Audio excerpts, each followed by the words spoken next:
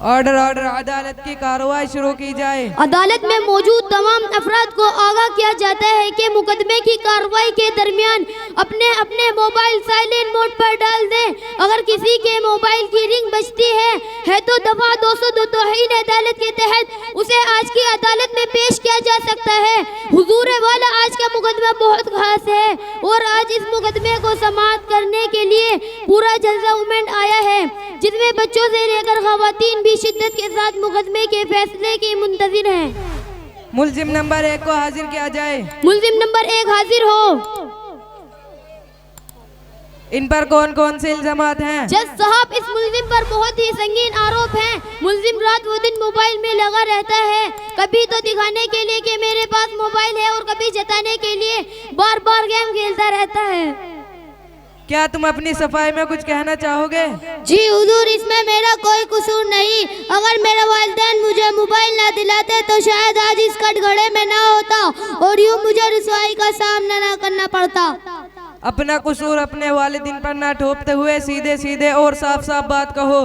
तुमने जुर्म किया है तो उसको कबूल कर लो। अल्लाह ने तुम्हें अक्ल सलीम दिया है, हर अच्छे बुरे की तमीज करते हो, तो फिर अपने वालिदैन को क्यों दोष देते हो?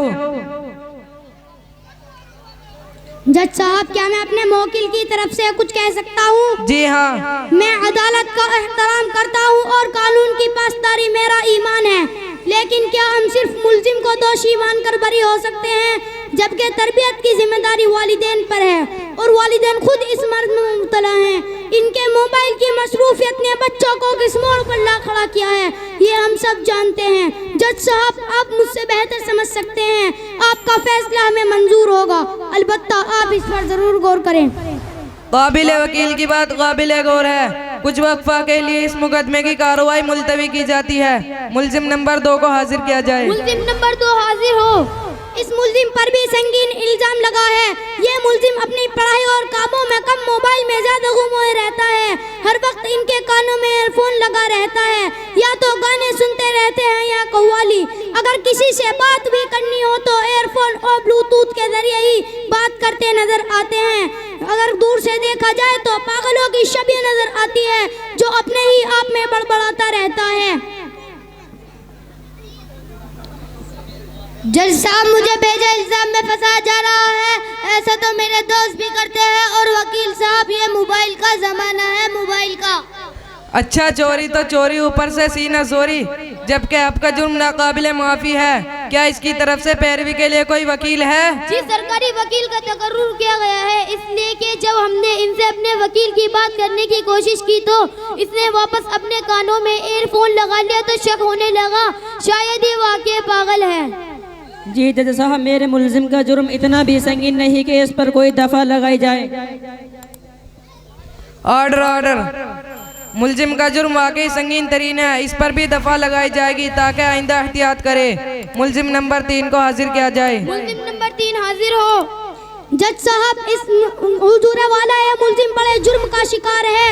ये हमेशा व्हाट्सएप पर लगा रहता है। इसकी बीवी इससे हमेशा परेशान रहती है। काम का न काज का, दुश्मन अनाज का, ऐसा इसकी बीवी कहती है। दोनों में हमेशा खलफशार मचा रहता है। बीवी कहती है कि तुमने मोबाइल की जगह मुझसे क्यों शादी कर ली, और ये कहता है कि हाँ, मुझसे गलती हो गई। उस वक्त 33 दिन था, अगर स्मार्टफोन होता तो शायद तुमसे शादी ना करता। गर्ज इसका घर टूट कर बिखर गया है, लेकिन इसे कोई परवाह नहीं। ये तो इंतहाई संगीन तरीन है, ये तो इंतहाई संगीन जुर्म है। क्या तुम्हें अपनी सफाई में कुछ कहना है? जी हुजूर, मुझे अपना जुर्म कबूल है, इसलिए मुझे अपना कोई वकील पेश नहीं करना। आप जो फैसला सुनाएंगे मुझे मंजूर है। बस मेरी एक दरख्वास्त है। वो क्या? मुझे जेल भेजने से पहले मोबाइल रिपेयर कराने का मौका फराहम कराए, ताकि जेल में किसी भी किस्म की परेशानी ना हो। थोड़ा सब्र कर लो, इतनी भी क्या जल्दी है, हम तुम्हारी ख्वाहिश जरूर पूरी करेंगे। मुल्जिम नंबर 4 को हाजिर किया जाए। मुल्जिम नंबर 4 हाजिर हो। जज साहब, इस बंदे पर सबसे ज़्यादा आरोप है इस मुल्जिम के पास मोबाइल है और इसके घर में जितने भी अफराद हैं उन सब के पास भी है, और तो और घर में वाईफाई भी लगा रखा है ताकि 400 रुपया पूरा का पूरा वसूल हो। गर्ज अपने साथ साथ अपने घर वालों को भी इसका आदी बना दिया है। हत्ता कि घर की औरतें मुफ्त में अपना मनचाहा सीरियल देखती हैं तो बच्चे तालीम छोड़कर कार्टून के दीवाने हुए जा रहे हैं और नौजवान व्हाट्सएप में लगे पड़े हैं, बल्कि व्हाट्सएप पढ़ने से ज़्यादा कॉपी पेस्ट या पोस्ट करने पर ज़्यादा यकीन रखते हैं।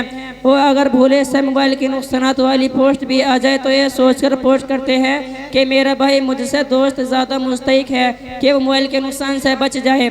और जनाब घर के बूढ़े लोग भी किसी से कम नहीं, अपनी भूली बसरी यादों को सुनने या देखने के बहाने गानों से लुत्फ़ अंदोज़ होते हैं। और कभी घर वाले शादी ब्याह में चले गए, ईद मौका गनीमत जानकर पुरानी पिक्चर भी देख डालते हैं। मैं अपनी बात को साबित करने के लिए गवाह पेश करना चाहता हूँ। इजाजत है। जी जज साहब, मेरे वालिदैन मोबाइल में इतना लगे रहते हैं कि कभी कभी मुझे शक होने लगता है इन्होंने मुझे किसी ऐप से डाउनलोड किया है। अनकरीब इसका भी फैसला सुनाया जाएगा। तो मैंने कौन सा गुनाह किया है जज साहब? 400 रुपए दिए थे तो पूरा का पूरा वसूल भी करना होगा। और आखिर वाईफाई है वाईफाई। अनकरीब इसका भी फैसला सुनाया जाएगा। मुलजिम नंबर 5 को हाजिर किया जाए। मुल्जिम नंबर 5 हाजिर हो। जज साहब ये मुलजिम सेल्फी और वीडियो का बहुत ही शौकीन है। चाहे कोई तकलीफ में हो ये इनकी मदद करने के बजाय वीडियो निकालना शुरू कर देता है। इसी तरह हर कसो न किस के साथ अपनी सेल्फी लेता रहता है। इसी पर बस नहीं बल्कि उन्हें फेसबुक पर अपलोड करके वक्तन फ़वक्तन लाइक और कमेंट करने वालों को देखता रहता है। मैं ऐसा गवाह लाना चाहता हूँ जो इस मुकदमे की गवाही देने के लिए बहुत बेचैन है।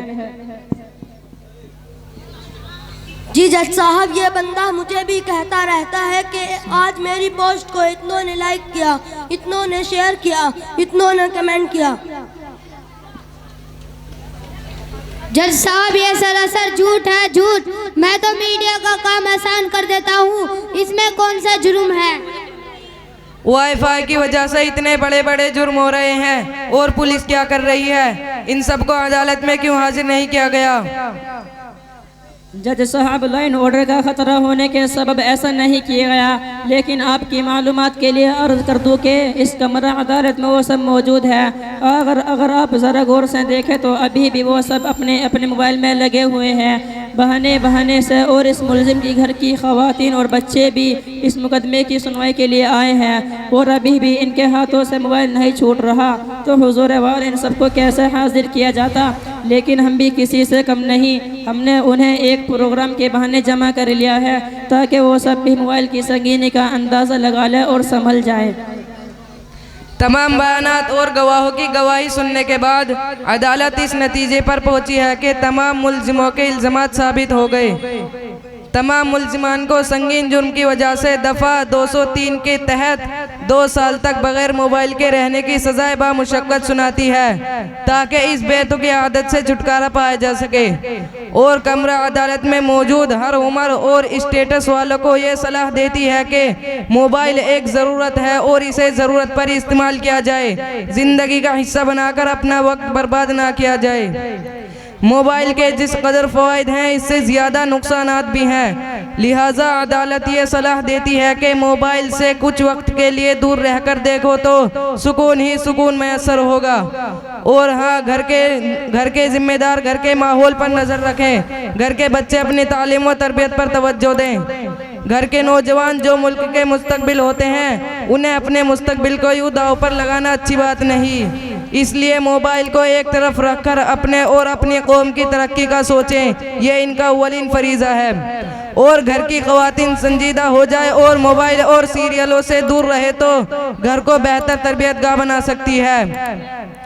कौम के जिम्मेदारों, समाज के बड़ों और तमाम तालीम याफ्ता लोगों को बैठकर इन बातों को सोचना होगा और इसका हल निकालना होगा। हमें उम्मीद है कि कमरा अदालत में मौजूद तमाम लोग इस नसीहत को दिल पर लेकर एक नया तरक्की याफ्ता समाज बनाएंगे और कौम व मिल्लत के लिए सरमाया तैयार करेंगे। इसी पर यह अदालत बर्खास्त होती है। अस्सलामु अलैकुम व रहमतुल्लाहि व बरकातहू। वालेकुम अस्सलाम व रहमतुल्लाहि व बरकातहू।